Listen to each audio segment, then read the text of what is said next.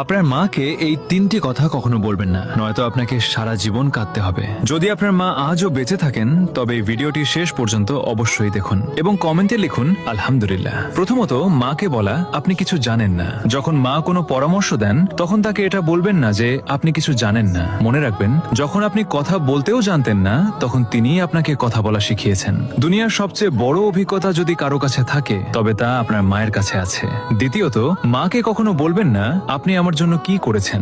যদি কখনো আপনার মনে হয় যে মা আপনার জন্য কিছুই করেননি, তবে সেই রাতগুলোকে মনে করুন যখন আপনি অসুস্থ ছিলেন আর মা সারা রাত জেগে আপনার সেবা করেছেন। আপনার এক ফোঁটা চোখের জলে যদি কেউ সারা রাত না ঘুমিয়ে থাকে তবে তিনি কেবল মাই হন। তৃতীয়ত, আমাকে একা ছেড়ে দিন।